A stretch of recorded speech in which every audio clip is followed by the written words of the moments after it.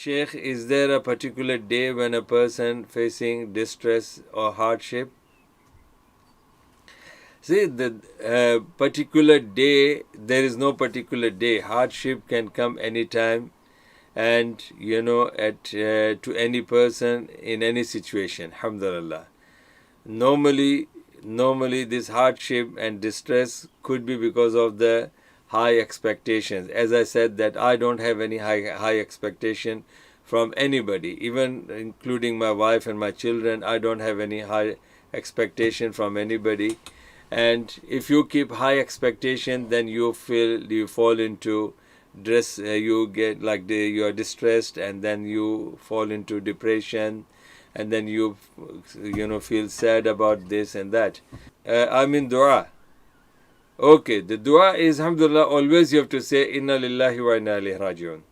Allah subhanahu wa ta'ala has said that وَلَنَبْلُوَنَّكُمْ بِشَيْءٍ مِّنَ الْخَوْفِ وَالْجُوعِ وَنَقْصٍ مِّنَ الْأَمْوَالِ وَالْأَنفُسِ وَالثَّمَرَاتِ وَبَشِّرِ الصَّابِرِينَ الَّذِينَ إِذَا أَصَابَتْهُمْ مُصِيبَةٌ قَالُوا إِنَّا لِلَّهِ وَإِنَّا إِلَيْهِ راجعون. So this is the best dua that Quran has mentioned, that Allah subhanahu wa ta'ala is saying that my servants, when they have the calamities, hardship in their life, in their business, in their something that brings them fear, something that brings them poverty or hunger, something that they have got lost in their personal physical relationship or physical life or human life, or somebody who has got lost in his business or in financial aspect. So all they do two things. They do two things. Two things are important. When you are in this distressful situation, or when you are in a hardship situation, then you should have two things in you: as-sabr and dua. As-sabr and dua. And also, same time, you have to, the dua is, there are different ways of dua. Is sabr, is patience is always needed. That they are وَبَشِّرِ الصَّابِرِينَ, glad tidings are for those who bear patience.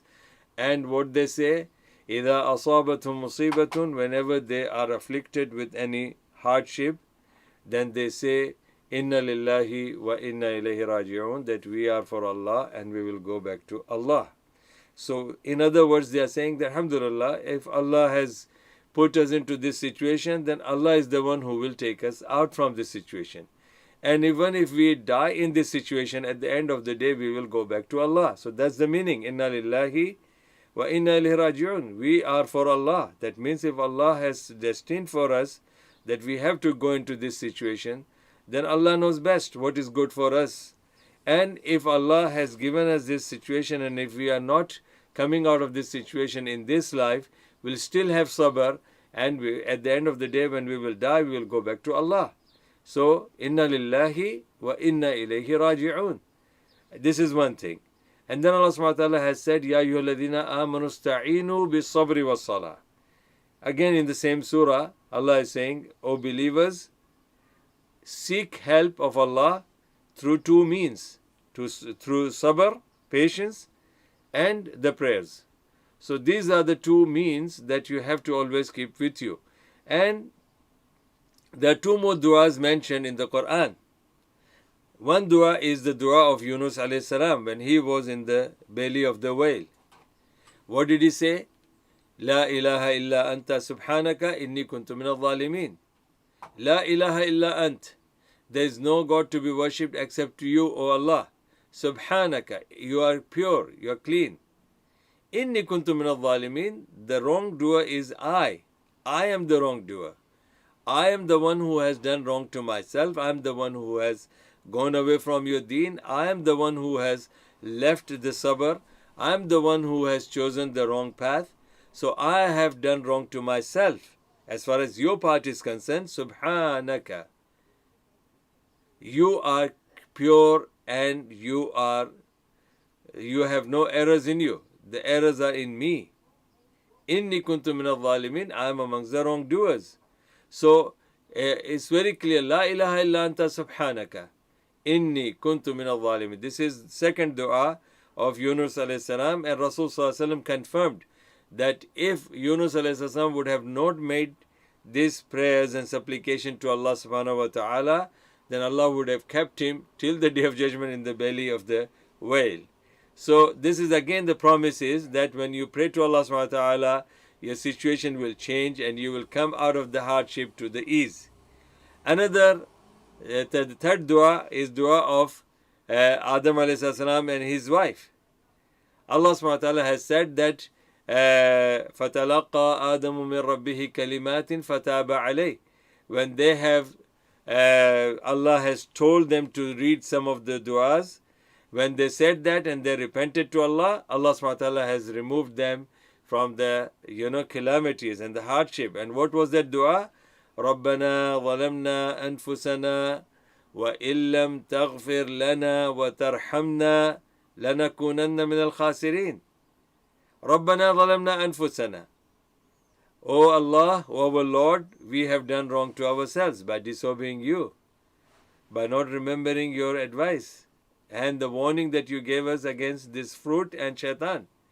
So we have done wrong to ourselves. رَبَّنَا ظَلَمْنَا أَنفُسَنَا وَإِن لَّمْ تَغْفِرْ لَنَا. And if you don't forgive us, وَإِن لَّمْ تَغْفِرْ لَنَا وَتَرْحَمْنَا, and after forgiveness, if you don't have mercy upon us, لَنَكُونَنَّ مِنَ الْخَاسِرِينَ, then definitely, certainly we will be amongst the losers.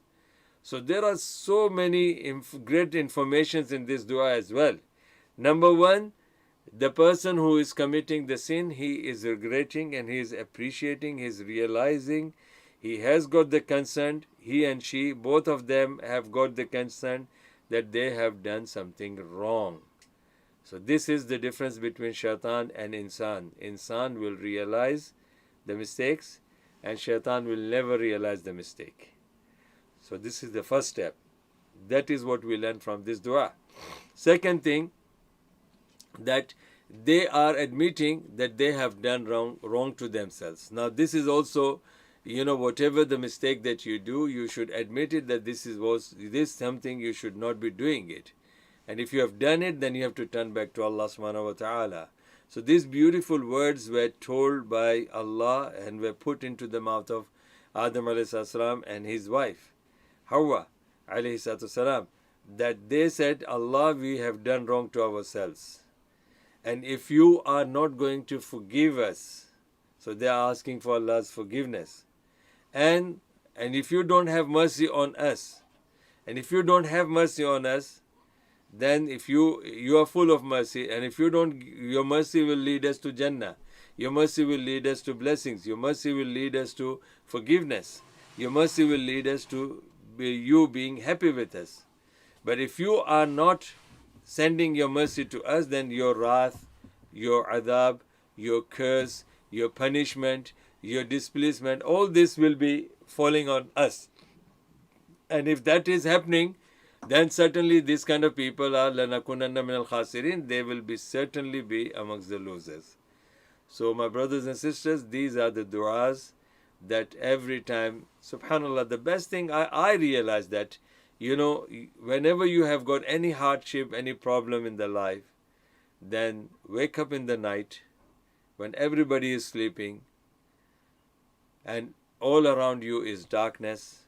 Nobody is watching you, no light is there in the room, and you are alone by yourself. Everything around you is quiet. Now it's you and Allah. Allahu Akbar. Every night Allah is there on the first heaven. Allah will listen to you, and definitely this will go straight to Allah, and whatever is destined best for you, you will get not after a week, not after a month, not after a year. Believe me, this is my personal experience. You will get it the next day, next morning. Something will turn up, whatever, it could be big or it could be small, but definitely the fruits, the results of your du'as at that particular time, with these words, with whatever the things that you have to say to Allah, you say that with those words, inshallah, your dua will bring you the result. Allahu Akbar. Allahu Akbar. I have seen that. I have seen it. Subhanallah. At occasions, I was thinking of the result for like months and months and months. And then one night, I woke up and I started talking to Allah subhanahu wa ta'ala about this situation. And then I told Allah subhanahu wa ta'ala that, Allah, if this is what I'm in, and if this continues or this is finalized, then I will be humiliated, I will be suffering, my whole family will be suffering. And subhanallah, the next morning, everything was back to normal. No suffering, no nothing, alhamdulillah. And this has happened with me many a time. So my brothers and sisters, and the best dua, not only for distressing, best dua is always leave the, matter to Allah. For an example, if a person has applied for indefinite leave to remain in this country, many people have got these issues. Many people, they have got issues and they say they want the indefinite leave to remain in this country must be given to them. They try this. But my brothers and sisters, don't say that. Don't say that, because that's not the end of the life. UK is not the end of the life. Indefinite leave to remain is not everything in the life. Honestly speaking. Maybe Allah wants you to move to Saudi Arabia next to the Kaaba. Allah knows best. Maybe Allah wants you to move to Jerusalem next to Masjid Aqsa. Allahu Alam. Maybe Allah wants to move you to Masjid al-Nabawi, next to Masjid al-Nabawi. Maybe Allah wants to move you to any place where you will live with your iman, your deen in your hands, deen in your life, deen in your heart. Maybe Allah wants to move you to a place where you will end up your life, subhanallah, in iman, in Islam, and then straight away your final destination will become Jannah. So always tell Allah subhanahu wa ta'ala, Allah, if my stay in this country with indefinite leave to remain is good for me, for my deen and dunya, then let it happen. And if it's not good for my deen and for my dunya, then move me to a place or find me a solution that is best for me in your sight. This should be your argument with Allah. That's the way you should ask Allah. And see what Allah subhanahu wa ta'ala has taught us in Surah Al-Fatiha. We praise Allah, we admit His power, we admit His strength, we admit that He is the Lord of the universe, He is the Lord of the Qiyamah, King of the Qiyamah, He is most kind, most merciful. And we also admit that only You deserve to be worshipped and only You to be, asked for help. So, what should we ask? This is what Allah says. MashaAllah, this is what Allah says in Surah Al-Fatiha. Don't ask about the indefinite leave to remain in this country. Don't ask for the British passport. Don't ask for, bank accounts. Don't ask for the loan that is to be given for the mortgage. Don't ask for that first. First ask something which include your indefinite leave to remain in this country, the British passport, your job, your saving, everything will be included in this. Wa alaikum assalam rahmatullahi wa barakatuh. So, what is that dua? The dua is, Ihdina surat al-mustaqim. Allah, show us the straight path of your life, from bed to bed. That's your straight path, which means anything that you need. You need food, Allah will give you. It comes into your straight path. Your deen, it comes into your straight path. Your problems, it comes into your straight path. Your solutions come into this straight path. Every aspect of your life, from the birth till the, you say the cradle of the mom, from the cradle to the grave, everything is the Sirat al-Mustaqim. Allahu Akbar. So when you say, Allah, guide me to the straight path, Ihdina Sirat al-Mustaqim, guide us to the straight path, everything that we need Allah will guide us. Because the whole life is a straight path. صِرَاطَ الَّذِينَ أَنْعَمْتَ عَلَيْهِمْ, path of those people upon you have bestowed your mercy, your favors. And who are those? وَمَنْ يُطِعِ اللَّهَ وَرَسُولَهُ فَأُولَٰئِكَ مَعَ الَّذِينَ أَنْعَمَ اللَّهُ مِنَ الصِّدِّيقِينَ وَالشُّهَدَاءِ مِنَ النَّبِيِّينَ وَالصِّدِّيقِينَ وَالشُّهَدَاءِ وَالصَّالِحِينَ أُولَٰئِكَ حَسُنَ رَفِيقًا. Now this is a very beautiful ayah that Allah subhanahu wa ta'ala has mentioned, that those people who are blessed and those who have received the blessing and favors are four types of people: Nabiyyin, Siddiqeen, Shuhada and Salihin. Prophets of Allah, the truthful believers, sincere believers, and the Shuhada who died in the path of Allah, and those who are pious people. Now all these four things, Anbiya, how's their life? Everything in their life, ups and downs, Allah knows.